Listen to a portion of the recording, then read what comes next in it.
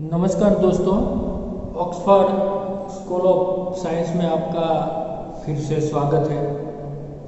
तो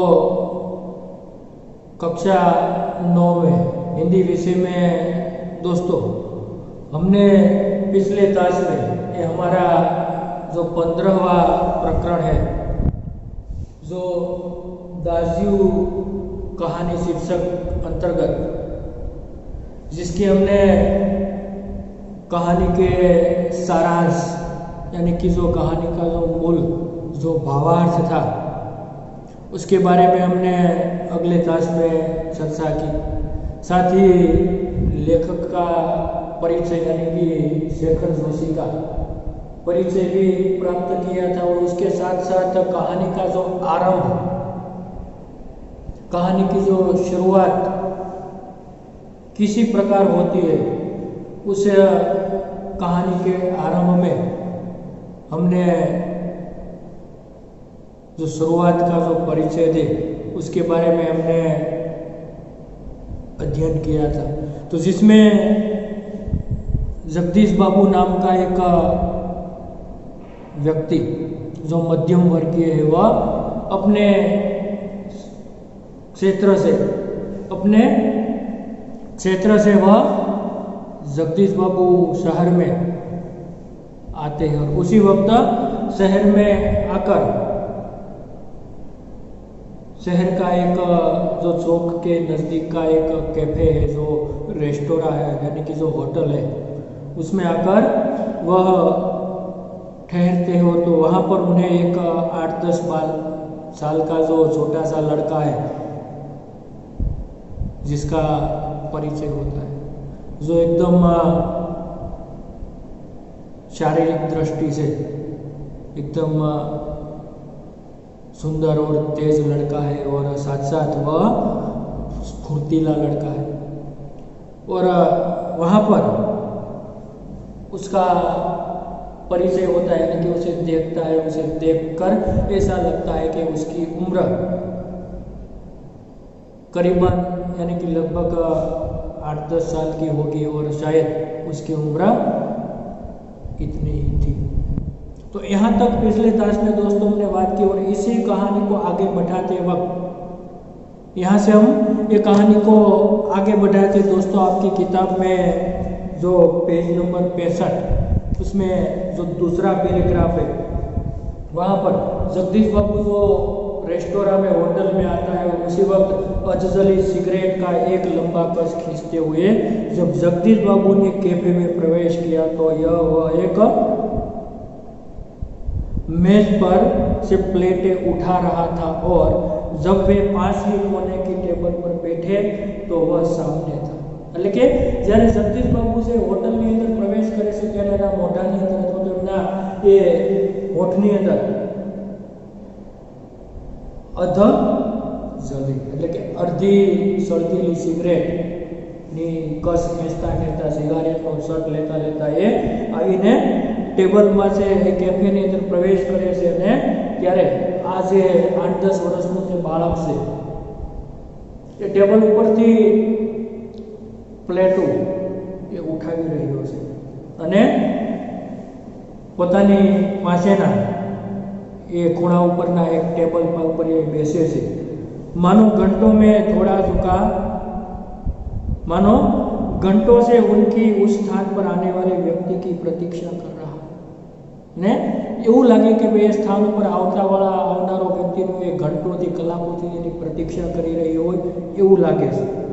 वह कुछ बोला नहीं, हाँ नम्रता प्रदर्शन के लिए थोड़ा झुका और मुस्कुरा पड़ता। लेकिन नम्रता प्रदर्शन करता એટલે કે બાળક કાંઈ બોલતો નથી પણ પોતાની વિવેક નમ્રતા છે એને પ્રગટ કરવા માટે પોતે થોડો નમે છે, ઝૂકે છે અને हड़बू हास्य करे से मुस्कुराता हुआ और पर उसके इसी मौन में जैसे सारा मेनू समाहित था અને એ એના મૌનની અંદર આખું જે જમવાનું મિત્રો મેનુ એટલે કે જે ભોજનનું જે આખું વ્યંજન છે, મેનુ એટલે મિત્રો એ વ્યંજન સૂચિ જે આપણે હોટલની અંદર કે ક્યાંક જમવા માટે જતા હોય રેસ્ટોરન્ટ, તો આખી એક પત્રકની અંદર આખી વ્યંજનની જે ભોજનની અંદર જે વાનગી છે એની આખી સૂચિ હોય છે, અને મેનુ કહેવામાં આવે છે.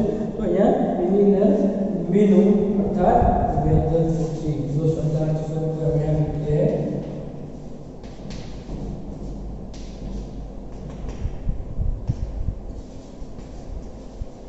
મેનુ અર્થાત વ્યંજન સૂચિ, અર્થાત જે હોટલની અંદર જે વાનગીઓ બને છે વાનગીઓની યાદીની આખી સૂચિ એ સ્પષ્ટ રીતે એના ચહેરાના ભાવ પરથી એ સ્પષ્ટ દેખાય. એટલે કે કંઈ બોલતો નથી, ખાલી માત્ર હાસ્ય કરે છે. શું કહે છે? એવું લાગે કે આખે આખું એ જે મેનુ છે એ એમના એ મુસ્કુરાહટની અંદર, એમના હાસ્યની અંદર એ સમાયેલું છે. આવું સ્પષ્ટ રીતે જગદીશ બાબુને અનુભવાય છે. चिंगल चाय का ऑर्डर पाने पर वह एक बार पुनः मुस्कुरा कर चल दिया और पलक झपकते चाय हाजिर थी. અને જગદીશ બાબુ એ પોતે સિંગલ ચાયનો એ હોટલની અંદર ઓર્ડર કરે છે, અને જેવો ઓર્ડર કરે છે ને આંખનો પલકારો કરે છે ત્યાં જ એક કપ ચાય એટલે કે સિંગલ ચાય છે પોતાના ટેબલ ઉપર હાજર થઈ જાય છે. આવો ચાલાક ચપળ આ જે બાળક છે, આ કિશોર છે, એ સફળતાથી ચાલાકીથી પોતે ઝડપથી એ ચાય છે પોતાના ટેબલ ઉપર ऑर्डर આપતાની સાથે જ दोस्तों ये ત્યાં હાજર કરી દે છે. तो मनुष्य की भावनाएं बड़ी विचित्र होती है. निर्जन एकांत स्थान में निसंग होने पर भी कभी कभी आदमी एकाकी अनुभव नहीं करता. એટલે કે મિત્રો માણસની જે મનની જે ભાવનાઓ છે ને બહુ વિશેષ હોય છે, વિચિત્ર હોય છે. ઘણી વખત મિત્રો એવું બને કે ભાઈ કેટલાક એવા એકાંતના સ્થાનની અંદર સાથે કોઈનો નિસંગ કે જहाँ कोई साथ न हो, ऐसे स्थान पर भी कभी कभी मनुष्य एकांकी का अनुभव नहीं करता. એટલે કે ઘણી વખત એવું પણ બને કે જ્યાં કોઈ આપણા સગા સંબંધી મિત્ર કે જાણીતો અથવા તો પરિચિત વ્યક્તિ કોઈ આપણી સાથે ન હોય ને છતાં પણ એ આપણને કેટલાક સ્થાનો પર પોતે પરિચિત હોવાનો એ અનુભૂતિ હૃદયથી થવા લાગે છે. અને ક્યારેક ક્યારેક એવું પણ બની શકે કે ભાઈ लगता है इस एकाकीपन में भी सब कुछ कितना निकट है. ने एकाकीपणाની અંદર પણ બધું કેટલું બધું પાસે છે. ઘણી વખત કોઈ આપણે અજ્ઞાન કે અજાણ્યા સ્થળ ઉપર જઈએ અને ત્યાં પણ ત્યાંનું વાતાવરણ માહોલ ને કોઈ આપણને અનુભૂતિ થવા લાગે કે આપણે અજાણ્યા છે છતાં પણ આપણને આપણું હોય अपनेपन की अनुभूति कभी कभी होती रहती है. मनुष्य की भावना विचित्र है और कभी कभी ऐसा भी होता है कि कितना अपना है, परंतु इसके विपरीत कभी कभी सैकड़ों नर नारियों के बीच जनरों में वातावरण में रहकर भी सुनेपन की अनुभूति होती है. અને ક્યારેક ક્યારેક મિત્રો આપણે ઘણા બધા સેંકડો અસંખ્ય માનવ મહેરામણની વચ્ચે માનવોના કોલાહલ ને અવાજની વચ્ચે રહીને છતાં પણ આપણને ક્યારેક ક્યારેક એવું લાગવા માંડે કે બધું જ હોવા છતાં પણ અપરિચિત અજનબી પણ આવી અનુભૂતિ છે ક્યારેક ક્યારેક આપણને લાગવા મળે છે. બધું હોવા છતાં પણ આખું સૂનું સૂનું લાગે, અપરિચિત જેવું લાગે, બધા હોવા છતાં પણ એવું લાગે, કારણ કે આપણા મનની ઘણી એવી વિચિત્ર ભાવનાઓ છે મનુષ્યના મન અંદર પડેલી હોય છે. એટલે અહીંયા सुनेपन की अनुभूति होती है तो लगता है जो कुछ है वह पराया है. એવું લાગે કે જે કાંઈ છે બધું જુદું છે, પરાયું છે, આપણું કાંઈ નથી. આપણા પોતાના કુટુંબીજનો, પરિવારજનો, પરિચિત લોકોની સાથે બેઠા હોય ત્યારે પણ ક્યારેક એવું લાગે કે આ બધું પરાયું એવું લાગે છે. એકબીજાના ચહેરા ઉપર ક્યાંય ઉત્સાહનો ભાવ ન હોય, નિરાશા હોય, હતાશા હોય, કોઈના ચહેરા ઉપર હાસ્ય ન હોય, બધા મૂંગા મૂંગા પોતપોતાની રીતે બેઠા હોય. આપણે જોઈએ ને ઘણી વાર આપણા ઘરની અંદર પરિવારજનો બેઠા હોય, આવું પોતપોતાના મતતા હોય, ઘણા ફોનમાં મોટા ભાગે આજે આપણે જોઈએ તો મોબાઈલ ફોનની અંદરથી સતત એમાં રસ્યા પછા રહેતા, બાજુમાં કોણ બેઠું છે, ભાઈ છે, બહેન છે, મમ્મી છે, પપ્પા છે, દાદા છે, દાદી છે.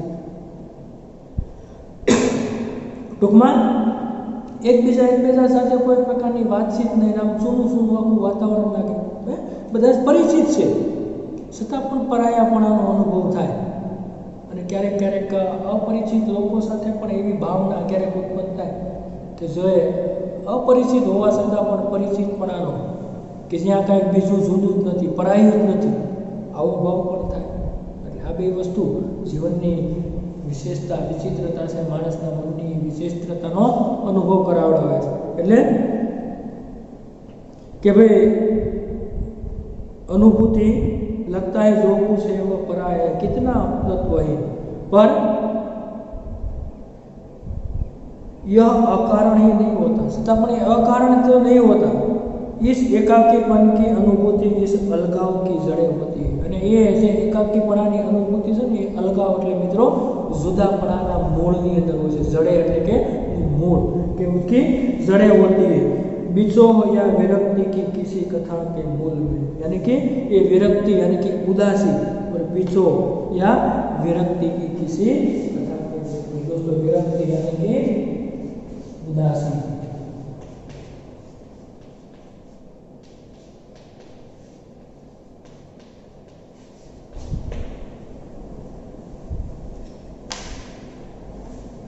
बीचो यानी कि जुदापन, वियोग। तो इसी प्रकार की अनुभूति ये कभी कभी मानस की जो मन की जो विचित्रता है उसमें हमें देखने को मिलती है। पर यहाँ पर तो लेखक को जो ये 8-10 साल का जो लड़का है उसकी जो स्फूर्ति है, उसका जो जुस्सा है, उसका जो चेहरे का भाव है, उनसे लेखक को पहले तो ये उसके लिए ये स्थान, ये होटल, ये सब कुछ अपरिचित है, फिर भी उन्हें अपनेपन की भावना उसके मन में जागृत होती है। तो जगदीश बाबू दूर देश के એટલે કે જગદીશ બાબુ દૂર દેશથી એટલે કે ત્યાંથી ઘણા બધા દૂરથી દૂરના વિસ્તારમાંથી ત્યાં આવ્યા હતા। अकेले हैं, शौक की चाल पाल कैफे के शोरगुल में उन्हें लगता है सब कुछ अपनत्व है। અને એ ચોકની અંદર લોકોની અવર સવર સાહેબ માનવ મહેરામાં જે હોટલની અંદર જે કેફે છે એની અંદરનો જે અવાજ છે, શોરગુલ છે, આ બધી જ વસ્તુ જોતા એને આ બધું પોતાનું અપનત્વહીન હોય એવું લાગે છે। જ્યાં એમનો કોઈ પરિચિત માણસ નથી, જ્યાં પોતાનું કોઈ નથી, અપનત્વ એટલે કે પોતાના કોઈ નથી। અને शायद कुछ दिनों रहकर अभ्यस्त हो जाने पर उन्हें इसी वातावरण में अपने मन की अनुभूति होने लगी। પછી મિત્રો કેટલાક દિવસો સુધી ત્યાં રહેવાથી ધીમે ધીમે એ વાતાવરણ સાથે, એ ક્ષેત્ર સાથે, ત્યાંના લોકો સાથે એ અભ્યસ્ત થઈ જાય છે, એટલે કે સેટ થઈ જાય છે। અભ્યસ્ત હોના એટલે અહીંયા આપણે ગુજરાતીમાં કે ટેવાઈ જવું, કે એની સાથે રહેવા લાગે છે। તો ધીમે ધીમે એ વાતાવરણ સાથે એને અપનાપણાની એટલે કે પોતાપણાની, આપણાપણાની એને અનુભૂતિ થવા લાગે છે। आज तो लगता है वह यह अपना नहीं अपनेपन की सीमा से दूर कितना दूर है। परंतु आज એને એવું લાગે છે કે પોતાનું નહીં, આપણું નહીં, પણ એ अपनेपन की सीमा से कितने दूर, यानी कि ये और तब उन्हें अनायास याद आने लगते हैं। અને પોતાનું એ વિસ્તાર, પોતાનું ક્ષેત્ર એકાએક યાદ આવવા લાગે। કારણ કે આપણે પણ ઘણી વખત એવું આપણું વિસ્તાર, આપણું ક્ષેત્ર, આપણું ઘર અથવા તો આપણું શહેર છોડીને આપણે ક્યાંક દૂર એ કોઈ અજ્ઞાત સ્થળની અંદર, અજ્ઞાત સ્થાનની અંદર જઈએ ત્યારે આપણને પણ મિત્રો આ પ્રકારની અનુભૂતિ થતી હોય છે। એટલે કે એને અનાયાસ એકાએક પોતાના વિસ્તારના, પોતાના ક્ષેત્રની, પોતાના લોકો, પોતાનો શહેર, પોતાનું ગામ, પોતાનું પરિવાર, આ બધી વસ્તુ અચાનક જગદીશ બાબુને યાદ આવવા લાગે। કારણ કે એ શહેર પોતાના માટે નવું છે, ત્યાં એમનો કોઈ પરિચિત માણસ નથી। उन्हें अपने की याद आने लगती है। अपने गांव पड़ोस के आदमी, दोस्तों કે ભાઈ પોતાનું ગામ, પોતાના ગામના આજુબાજુના એમના પड़ोसના આદમી લોકો સાથે સાથે अपने जो क्षेत्र है, विस्तार के, उसके स्कूल कॉलेज के छोकरे, अपने निकट शहर के कैफे, होटल, પોતાની નજીકના શહેરો, ત્યાંની હોટેલો, કેફે, રેસ્ટોરાં, આ બધી વસ્તુ લેખકને યાદ આવવા લાગે છે। તો इतने में चाय साहब जगदीश बाबू ने राखदानी में सिगरेट એટલામાં એ છોકરો છે પોતાના મેચ પાસે જ્યાં એ ટેબલ ઉપર બેઠા છે ત્યાં આવીને કહે છે ચાય સાહેબ એમ કરીને પૂછે છે કે સાહેબ, હોટલ બોયની જેમ કે સાહેબ ચા લાવું? તો જગદીશ બાબુ પોતાની જે રાખદાની છે એ સિગરેટ બુઝાવવા માટેની એની અંદર પોતે સિગરેટ છે રાખદાની અંદર મૂકે છે, બુઝાવે છે। એટલે કે જાડી જાડી એટલે કે બુઝાના, જે સિગરેટ સળગતી હતી એને એ બુઝાવે છે. રાત લાગીને એને સિગરેટ જાડી એટલે કે બુઝાના, પોતાની સિગરેટની અંદર એ બુઝાવે છે તો ઠારે છે. इन शब्दों की ध्वनि में वही कुछ है जिसकी रिक्तता उन्हें अनुभव करनी है. અને સાહેબ સાહેબ આ શબ્દોની અંદર એક એવા પ્રકારની અનુભૂતિ જગદીશ બાબુને અનુભવાય છે કે જે શબ્દોની અંદર પોતાના જીવનની અંદર જે પોતાના ગામ શહેર વિસ્તારની યાદ આવે છે, પોતાના જીવનનું જે ખાલીપણું છે એ માત્ર એટલા શબ્દોની અંદર એને ભરાઈ જતું એવું લાગે છે દોસ્તો. તો इस रिक्तता उन्हें अनुभव रहे. रिक्तता એટલે કે જે જીવનનું ખાલીપણું, જે અહીંયા અમને બધા પરિચિત દેખાય છે એ પરિચિતપણું જે છે અથવા તો અપરિચિતપણું છે, જ્યાં કોઈ પરિચિત નથી એ ખાલીપણું છે એ ભરાઈ જતું હોય એવી અનુભૂતિ છે એમને થાય છે. અનુભવ હો રહા है और उन्होंने अपनी शंका का समाधान किया. પોતાના મનની અંદરની જે શંકા હતી, જે સંદેહ હતો, એનું સમાધાન પોતે કરી લીધું એવું અમને લાગે છે. આવી અને પછી એ પૂછે છે પેલા હોટલ બોયને, એ છોકરાને, ક્યાં નામ હે તુમારા? પેલા પરિચય થવા માટે પૂછે છે ભાઈ ક્યાં નામ, એટલે કે તારું નામ શું છે? તો वह जवाब देता है प्रत्युत्तर में मदन.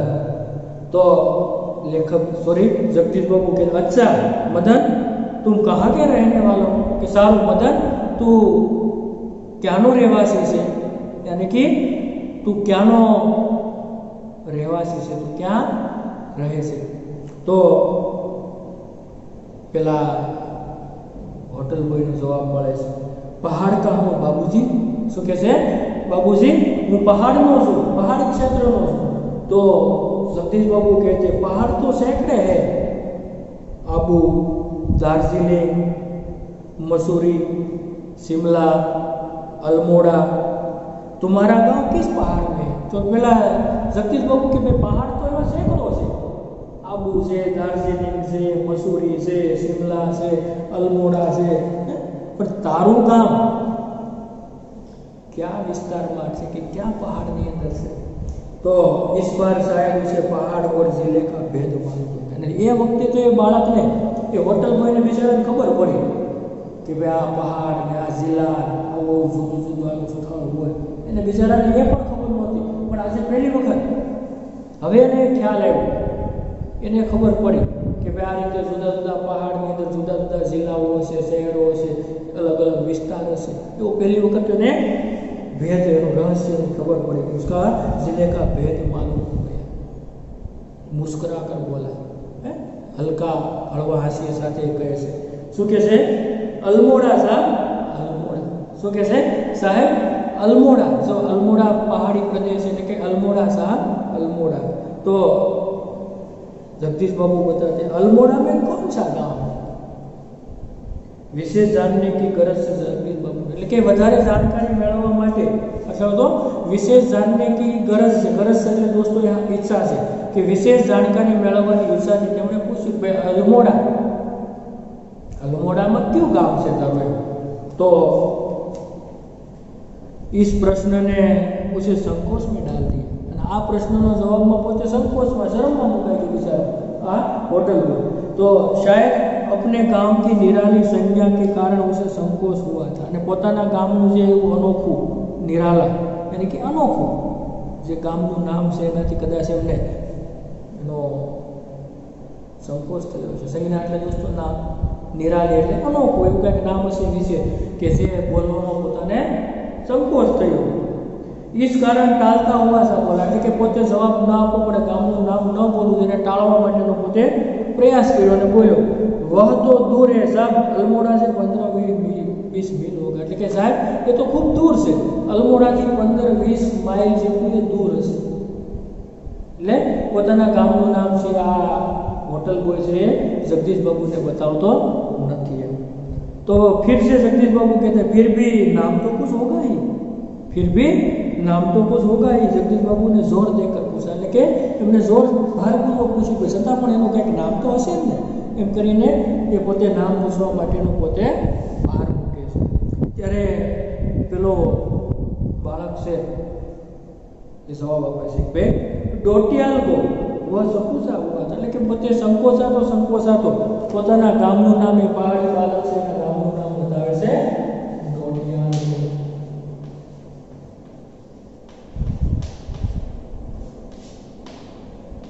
જોએ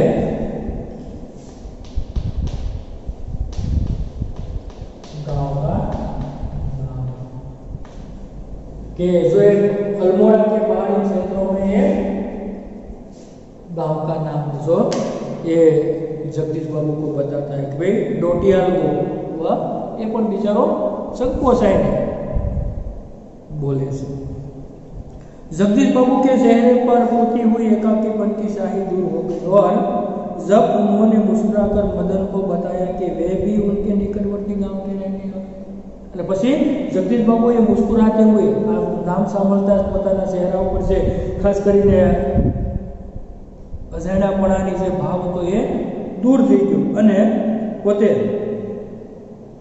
એ મુસ્કુરાकर હાસ્ય સાથે પ્રસન્નતાથી કહે છે કે ભાઈ उसके निकटवर्ती गांव के रहने वाले પોતે પણ એના નજીકના ગામનો જ રહેનારા છે એ બાળકને કહે છે કે ભાઈ પોતે પણ उसके निकटवर्ती के પોતાના એમના નજીકના ગામના પોતે રહેવાવાળા છે એટલે કે એમના પડોશી ગામના પોતે વ્યક્તિ છે तो लगा जैसे प्रसन्नता के कारण अभी मदन के हाथ से ट्रे गिर पड़ गई એટલી બધી એ ખુશ થઈ ગયો એટલો બધો પ્રસન્ન થઈ ગયો કે એવું લાગ્યું કે હમણાં એ ઉત્સાહના અતિરેકની અંદર મદનના હાથની અંદર જે પેલી ચાની જે ટ્રે હતી એ હમણાં કદાચ પડી જશે એટલો એ પ્રસન્નતા અનુભવ્યો उसके मुंह से शब्द निकलना चाहकर भी न निकलेला मोઢામાંથી એ કદાચ શબ્દો છે કદાચ નીકળી રહ્યા છે कि हमारा से बोल से छता पण ये बोली सक्यो नहीं अने खोया सा हुआ अपने अतीत को फिर लौट कर देखने का प्रयत्न कर रहा कि भाई पोतानो ये भव्य भूतकाळ पोतानो विस्तारनो कोई व्यक्ति आ अजाण्या शहरनी अंदर ने क्यारे मळे एनु खोवायेલું આખું અતીત એને કદાચ મળી ગયું હોય આ એક વ્યક્તિના પોતાના ગામનો રહેવાવાળા વ્યક્તિના માત્ર એમના દર્શનથી એમના જોવા માત્રથી એટલો બધો પ્રસન્ન થઈ ગયો કે ભાઈ એમનું ખોવાયેલું આખું સબ કુછ એ ફરી પાછું એમને પ્રાપ્ત થઈ ગયું મળી ગયું હોય જાણે કે એને પોતાનો પરિવાર મળી ગયો હોય પોતાના માતા પિતા મળી ગયા હોય આવો ભાવ આવી પ્રસન્નતા એમના હૃદયની અંદર એમના ચહેરાના ભાવ પર સ્પષ્ટ રીતે દેખાવા લાગ્યો અતીત ગામ ઊંચી પહાડિયા નદી પોતાનું આ ગામ પોતાના ગામનો માણસ છે પોતાના ગામની નજીકનો માણસ છે પોતાનું અતીતનું ગામ ભૂતકાળનું ગામ ઊંચી પહાડિયા પોતાનું ગામ એમના વિસ્તારનું આખું જે ભૂપૃષ્ઠની જે ભૌગોલિક સ્થિતિ છે યાદ આવવા લાગે છે કે ઊંચી પહાડિયા નદી ત્યાંનો ઝરણાઓ ઈજા એ વિસ્તારની અંદર પહાડી પ્રદેશની અંદર માને ઈજા તરીકે કહેવામાં આવે છે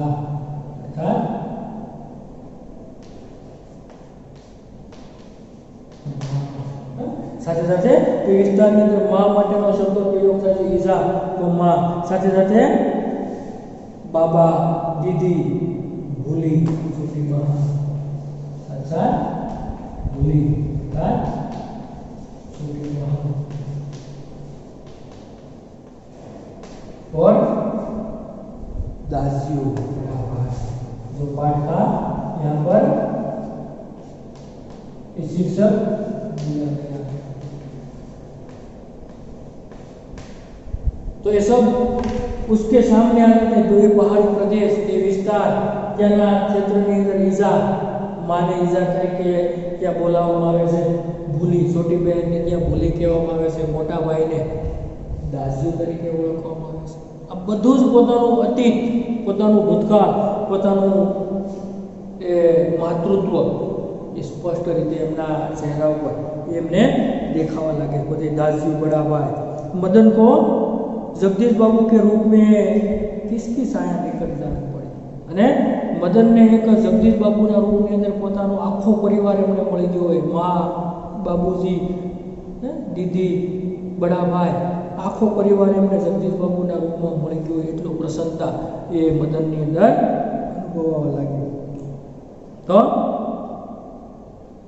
ઈજા નહીં, બાબા નહીં, દીદી ભૂલી નહીં, દાસજી હા દાસજી હતો, दासजी से मोटा भाई से तो दो सारी दिनों में मदन और जगदीश बाबू के बीच की अजनबीपन की खाई दूर हो गई. એટલે આ ઘટના ઘટ્યા પછી એકબીજાના પરિચિત થયા પછી 2-4 દિવસની અંદર એ મદનના મનની અંદરની અથવા તો જગદીશ બાબુ બંને વચ્ચેની 3-4 દિવસની અંદર બે અજાણ્યા છે એકબીજા की खाई से अजनबीपन की खाई दूर हो जाती है और टेबल पर बैठते ही मदन का स्वर सुनाई देता. અને જેવા ત્યાં પછી જગદીશ બાબુ આવે છે ટેબલ ઉપર જેવા આવીને પૂછે છે તરત જ મગનનો અવાજ અથવા તો મદનનો એ સ્વર છે એ સ્પષ્ટ રીતે સંભળાઈ જાય છે. મદનનો અવાજ છે એ સુનાઈ દેने लगता है और क्या कहता है दासजी जय हिंद.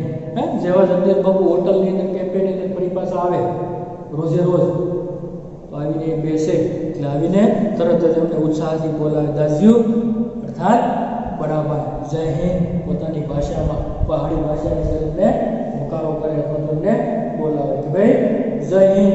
પછી દાસજી આજ તો ઠંડ બહુ છે. પછી કહે છે દાસજી આજે તો ખૂબ જ ઠંડી છે.